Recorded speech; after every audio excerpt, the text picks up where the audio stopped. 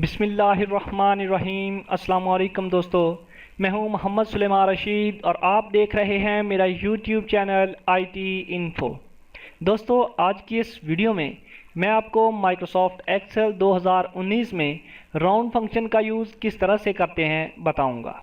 तो जैसा कि दोस्तों आप जानते हैं कि राउंड फंक्शन का यूज़ हम माइक्रोसॉफ्ट एक्सेल में पॉइंट के बाद दी जाने वाली वैल्यूज़ को राउंड करने के लिए करते हैं। तो चलिए फ्रेंड्स, एक एग्जांपल से राउंड फंक्शन का यूज़ समझाने की कोशिश करता हूं।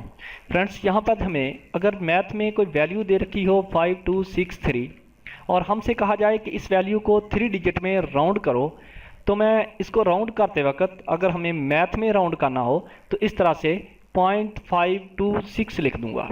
यहाँ से 3 को मैं ख़त्म कर दूंगा तो मैं कह सकता हूँ कि मेरी ये वैल्यू 3 डिजिट में राउंड हो चुकी है। यहाँ पे देखिए ये 4 डिजिट में दिखाई दे रही है और यहाँ पर ये वैल्यू मुझे 3 डिजिट में दिखाई दे रही है। फ्रेंड्स, अगर मुझे कहा जाए कि इस वैल्यू को 2 डिजिट में राउंड करो तो मैं इस वैल्यू को राउंड करते वक्त यहाँ पर 2 की बजाय 3 लिखूँगा। फ्रेंड्स, क्योंकि मैथ में हमें ये असूल का पता है कि जब हमारी वैल्यू 0.5 से बढ़ जाए या 0.5 हो जाए तो उस वैल्यू को राउंड करते वक्त हम नेक्स्ट वैल्यू में जो कि लेफ्ट साइड पे होती है उसमें 1 जमा कर देते हैं। लेकिन फ्रेंड्स, जब हमारी वैल्यू 0.5 से कम यानी 4 3 2 1 रहेगी तो फ्रेंड्स उस वैल्यू को हम सिंपल ख़त्म कर देंगे। यहाँ पर फ्रेंड्स देखिए मेरी वैल्यू 3 है जो कि 5 से कम है, तो मैंने इस वैल्यू को सिंपल ख़त्म कर दिया और बाकी जो मेरी 3 डिजिट थे वो मैंने लिख दिए। लेकिन फ्रेंड्स, जब ये 3 डिजिट की बात करते हैं और मुझे कहा गया कि 2 डिजिट में कन्वर्ट करो तो यहाँ पे देखिए फ्रेंड्स, यहाँ पर 6 है जो कि 5 से बड़ा है। अगर 5 के इक्वल या 5 से बड़ी कोई वैल्यू आ जाती है तो उस वैल्यू को हम सिंपल ख़त्म नहीं करते हैं, बल्कि उस वैल्यू को ख़त्म करते वक्त नेक्स्ट वैल्यू में हम 1 प्लस कर देते हैं। तो मैंने यहाँ पर 1 प्लस कर दिया। उम्मीद है कि आपको राउंड फंक्शन किस तरह से काम करता है समझ आ गई होगी। फ्रेंड्स, एक मेथड जो हम यूज़ करते हैं किसी वैल्यू को राउंड करने का, फॉर एग्जांपल यहाँ पर मैंने 4 वैल्यूज़ लिख रखी हैं। अगर मुझसे कहा जाता है कि इसको 2 डिजिट में राउंड करो तो मैं होम के टैब से नंबर की इस पैनल पे यहाँ पर डिक्रीज डेसिमल प्लेसेस पर क्लिक करके इसको राउंड कर देता हूँ। फ्रेंड्स, यहाँ से ये राउंड नहीं हुआ है, बल्कि क्या हुआ है कि यहाँ से जो मेरी वैल्यूज़ थी वो हाइड हो गई हैं। आप यहाँ पे देखिए फ्रेंड्स, मैं इस पर क्लिक करता हूँ, मुझे सिंपल 0.56 दिखाई दे रहा है जो कि इस सेल में लिखा हुआ है। लेकिन फ्रेंड्स, यहाँ पे देखिए इसके फार्मूला बार में हमें कंप्लीट की कंप्लीट वैल्यू दिखाई दे रही है। राउंड फार्मूला की सूरत हाल में हमें फार्मूला में भी वही वैल्यू दिखाई देगी जो यहाँ पर मौजूद होगी। फॉर एग्जाम्पल यहाँ पर देखिए ये वैल्यू है, मैं इसको यहाँ से कॉपी कर लेता हूँ, यहाँ पे पेस्ट करता हूँ। मैं यहाँ पे राउंड फार्मूला का यूज़ करता हूँ बिना आपको समझाए, मैं बाद में आपको समझाता हूँ। फ्रेंड्स देखिए, अब मेरी जो वैल्यू यहाँ पे शो हो रही है वो 0.563 है, जबकि यहाँ पर जो मुझे वैल्यू यहाँ पे राउंड हुई दिखाई दी वो देखिए फ्रेंड्स 0.634 है। अगर मैं इसको इंक्रीज करता हूँ तो भी मुझे यहाँ पर जो वैल्यू दिखाई दे रही है वो 4 डिजिट में है। लेकिन अगर इस पर क्लिक करता हूँ तो मुझे जो वैल्यू मेरी ओरिजिनल है वही दिखाई देगी जो कि 0.563 है। तो मेरी आपसे गुजारिश है कि आप जब राउंड करें तो आप इस मेथड को कभी भी यूज़ मत कीजिएगा। ये मेथड हमारी नज़रों से सिर्फ वैल्यूज़ को हाइड करने के लिए यूज़ किया जाता है। लेकिन अगर हमें माइक्रोसॉफ्ट एक्सेल में किसी वैल्यू को राउंड करना है तो हम राउंड फंक्शन का यूज़ करेंगे। फ्रेंड्स देखिए, यहाँ पर मैंने 0.5364 लिखा है। मैं यहाँ पर अपनी वैल्यू को 3 डिजिट में राउंड करना चाहता हूँ, तो मैं यहाँ पर 3 लिख लेता हूँ ताकि मुझे याद रहे कि मैं इस वैल्यू को 3 डिजिट में राउंड किया है। तो फ्रेंड्स यहाँ पर आते हैं, राउंड का फंक्शन यूज़ करते हैं, अपना फर्स्ट नंबर चूज़ करते हैं। ये हमारा वो नंबर होगा जिसको हम राउंड करेंगे और यहाँ पर हम वो नंबर टाइप भी कर सकते हैं, क्योंकि हमने यहाँ पर लिख रखा है तो हम इस नंबर को यहाँ से सिलेक्ट भी कर सकते हैं।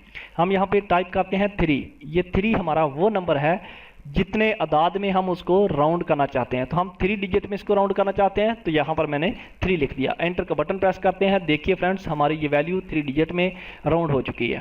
फ्रेंड्स, अगर यही वैल्यू मुझे 2 डिजिट में राउंड करनी हो तो मैं यहाँ पे 2 लिख लेता हूँ ताकि याद रहे कि ये वैल्यू मेरी 2 डिजिट में शो हो रही है। मैं यहाँ पे इक्वल लिखता हूँ राउंड, देन यहाँ पे नंबर सेलेक्ट करते हैं वो नंबर है जिसको हम राउंड करना चाहते हैं, सेमीकोलन लगाते हैं। ये वो नंबर है जिस पे हम इसको राउंड करना चाहते हैं। जिस पे राउंड करने का मतलब कि जितने आदाद में हम इसको राउंड करना चाहते हैं। मैं 2 में इसको राउंड करना चाहता हूँ, इसलिए 2 सेलेक्ट किया, एंटर का बटन। देखिए मेरी ये वैल्यू राउंड हो गई है। अब हम 1 में राउंड करना चाहते हैं, इस फार्मूला को यहाँ से ड्रैग भी कर सकते हैं।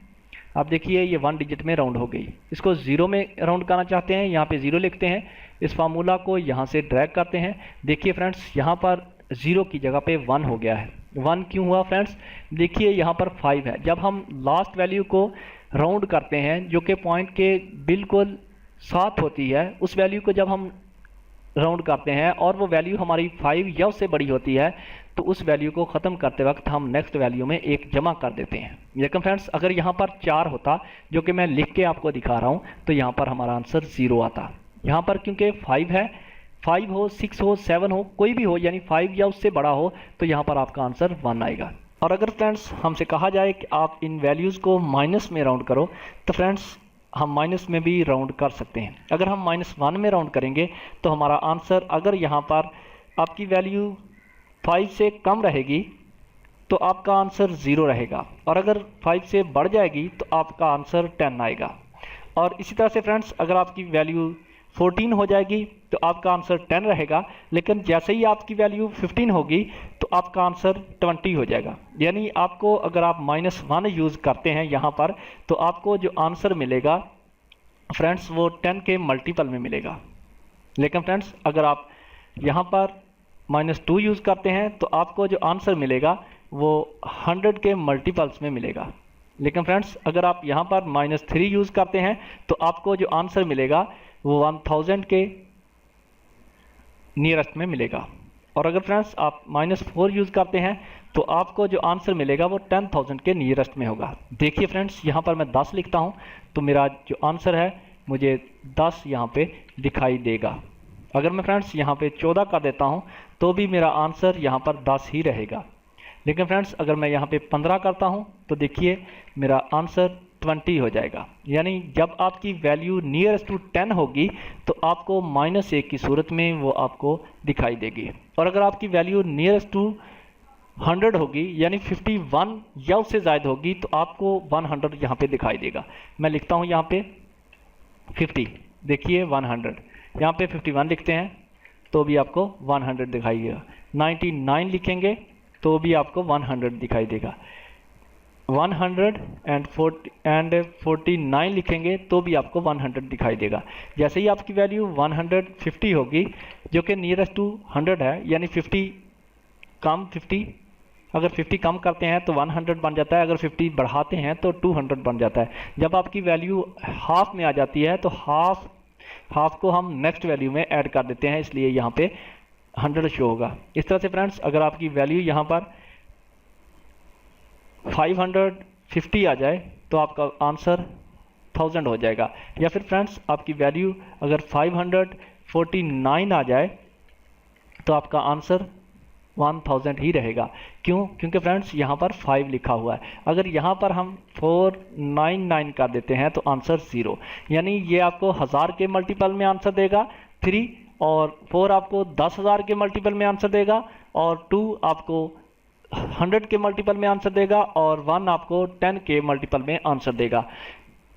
उम्मीद करता हूँ फ्रेंड्स आपको सिंपल राउंड फार्मूला किस तरह से यूज़ करते हैं समझ आ गई होगी। नेक्स्ट वीडियो में फ्रेंड्स हम राउंड डाउन और राउंड अप फार्मूला का यूज़ करेंगे। उम्मीद करता हूँ फ्रेंड्स आपको मेरी ये वीडियो पसंद आई होगी।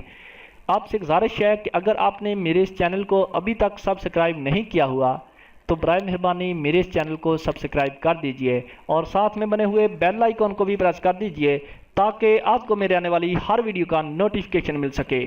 Thanks for watching video. Allah हाफिज़।